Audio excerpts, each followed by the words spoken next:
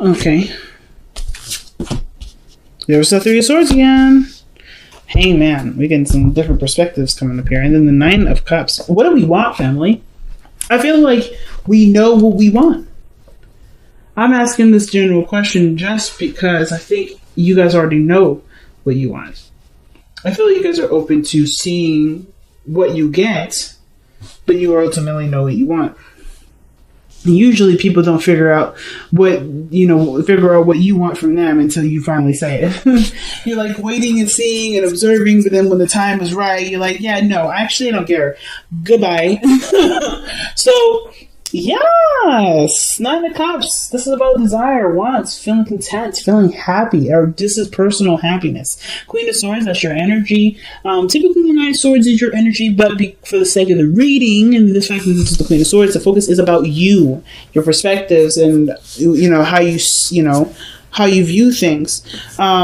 But it also could tell me too that you guys are being very logical about the relationships that you involve yourself in.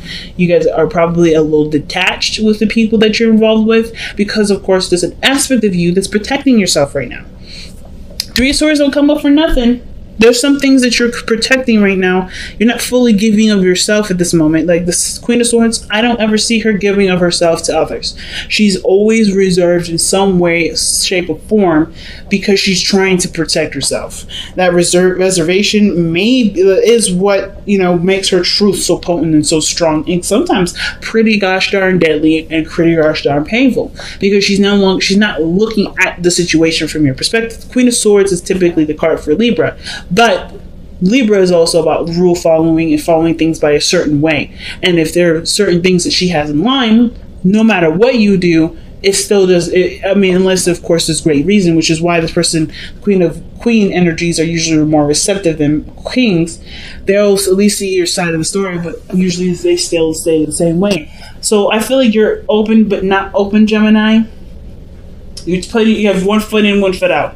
Like you're ready to kick someone's ass, but you're also waiting for them to put that glass slipper on your shoe, and you go about your business from there.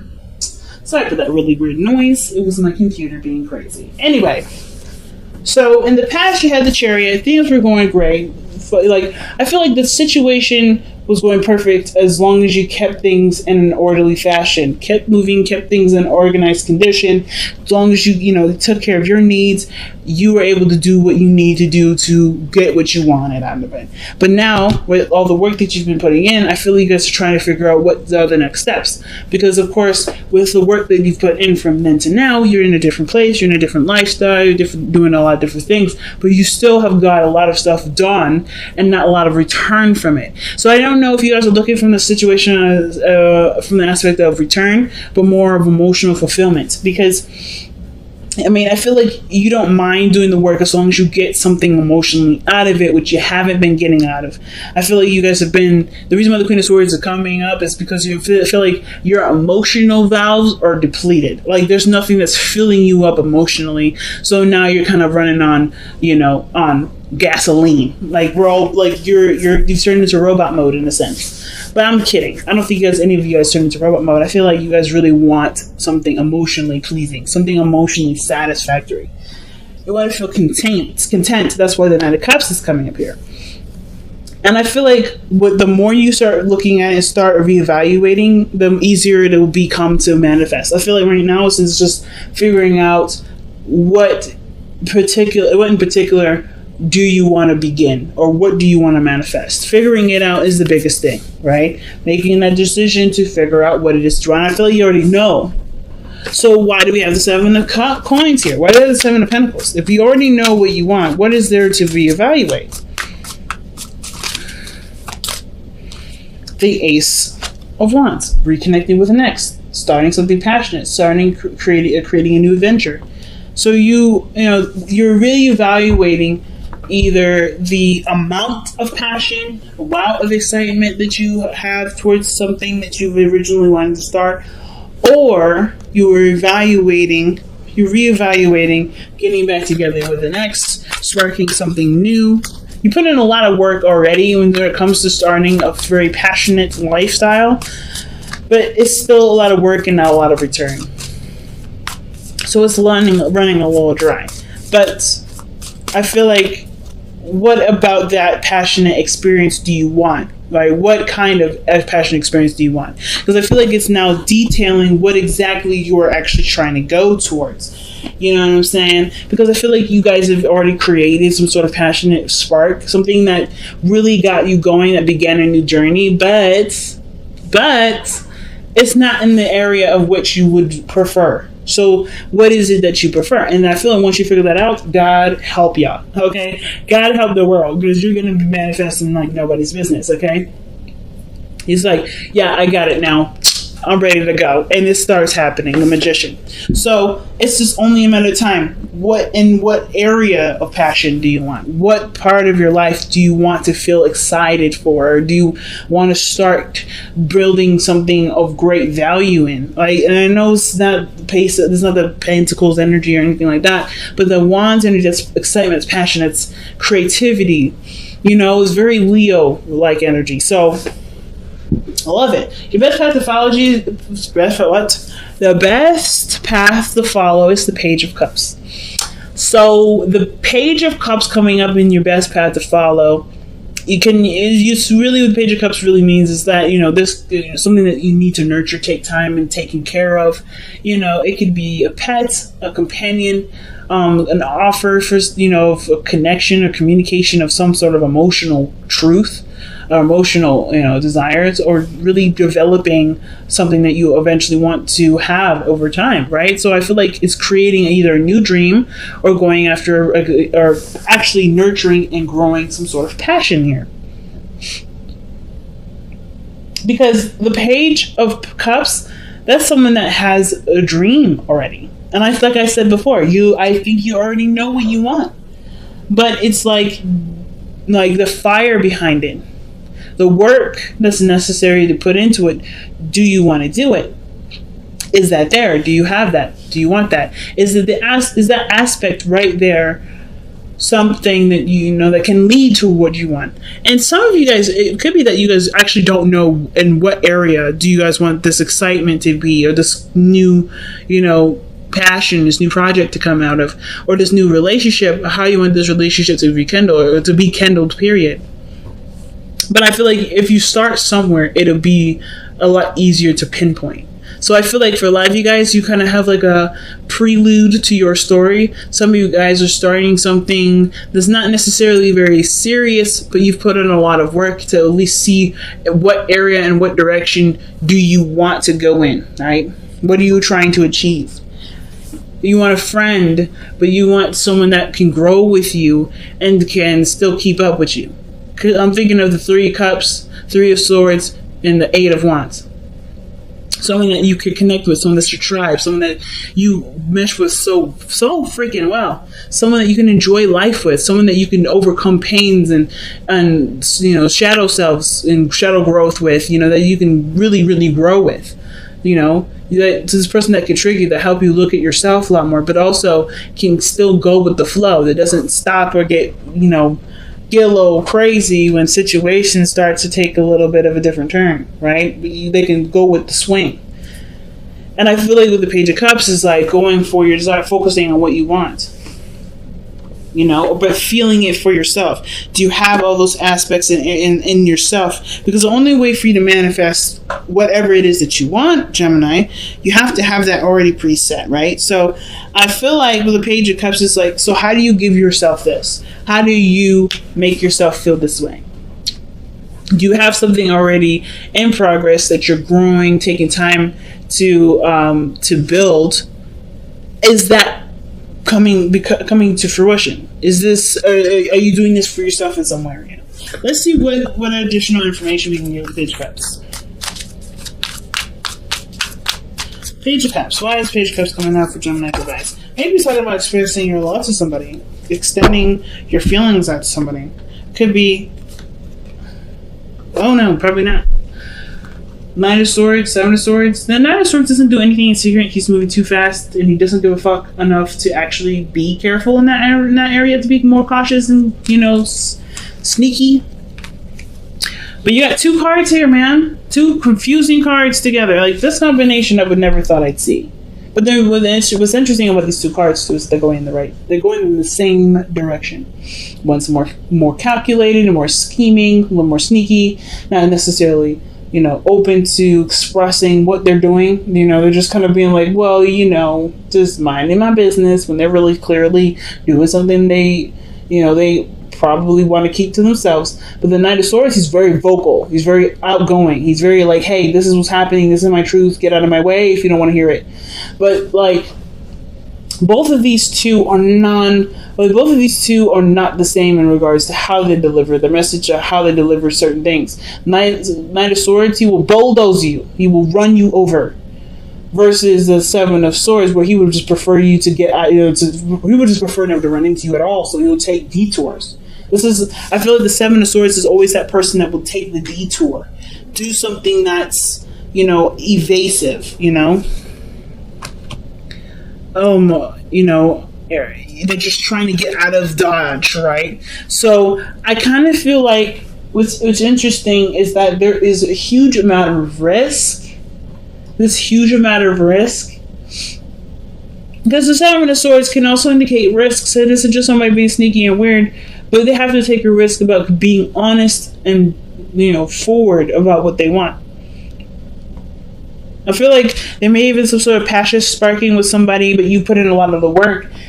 And I feel like so ultimately this may be something that you do want, but it does require you to apply yourself. Okay. Wow. Interestingly enough. Interesting reading so far. So your external energy is the Ten of Swords. Something ended, but you put a lot of work into it. Or that something that's coming to an end here. I honestly feel like it's the evaluation process. I'm just going to lay it out there. I feel like it has to do with evaluation. Because just by the Seven of Coins and the Ten of Swords, there's a lot of reviewing. What have you done? How much work have you put in? What's come out of it so far? Something has come out of it. And I feel like it's excitement, it's passion, it's a new inspiration towards something that you may want to go for. But it had to happen from an ending. Or something's coming to an end, which has to do with what you've been working really hard to get inspiration from. Let's see what... Jesus. Ten of Swords and the Lovers. The connection that you have with somebody may be ending here. Or this is an ending, or previous. This is about the ending of some sort of connection between you and a person. This is also your card, Gemini. I don't know why it's not focusing. There we go. But yeah, the Lovers is your card, Gemini. Bouncing. It's not balance of the head and your heart, but it's sometimes seen as a choice. How I personally read it is the acceptance of your head with your heart working together with it as a team with your heart, versus your mind trying to convince your mind trying to convince your heart of something else, and your mind, of course, your heart being extremely stubborn with it. I feel like the acceptance portion definitely really says a lot when it comes to the Ten of Swords, because the Ten of Swords, that's a card that does talk about deep acceptance.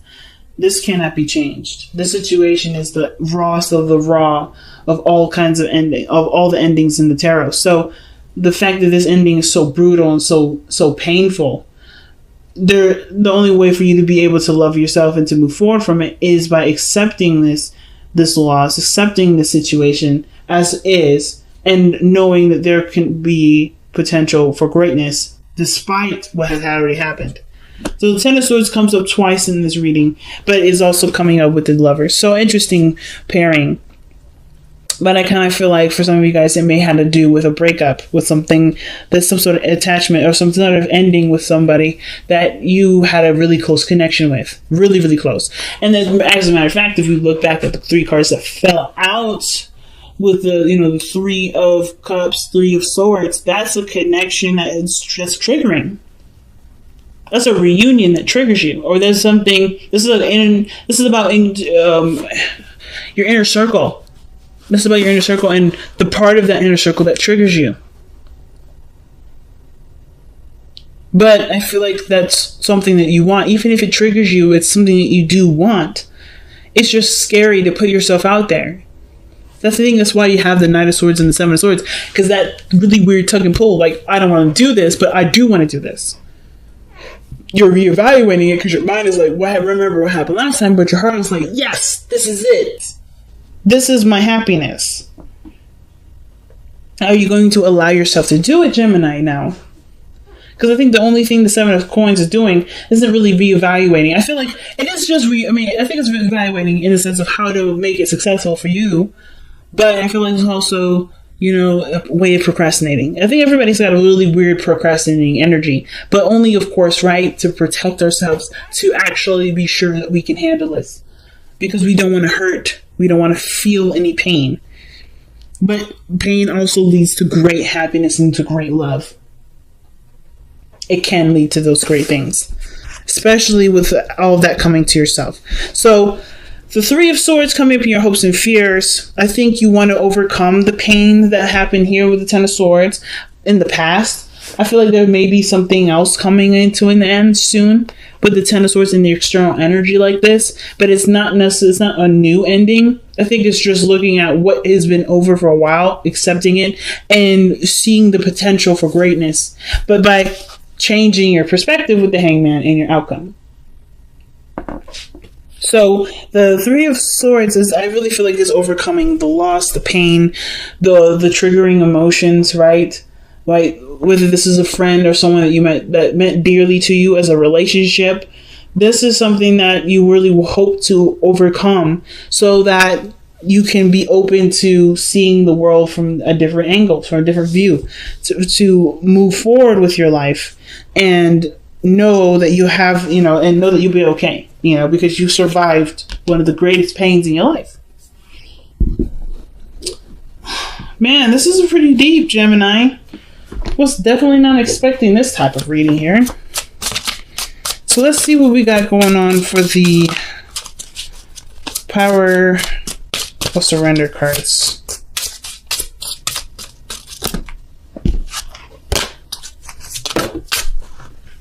Okay, surrender your belief in scarcity. Jeez. The universe is asking you to open to the infinite nature of abundance. In this way, you can remove blocks in your life and succeed beyond your wildest dreams. The Ten of Swords, the loss, man. That's the only thing at this moment that's not necessarily standing in your way, but it's like the building block that's there that will propel you forward. It's such a huge position. So let's see what time for a nap though. But also take a break. Take some time to rest. Take some time to rejuvenate, to recover, to heal from what you've already experienced. The Ten of Swords is not an easy energy to overcome. It's totally not.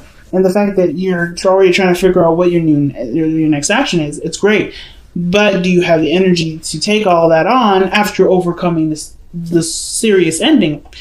I feel like giving yourself that time, giving yourself that space, and make sure that you take that rest to make sure that you have all your needs taken care of before going on the journey. I feel like you're on point then. Time for a nap is reminding us that our body needs time to rejuvenate and to heal, to recover, to rest.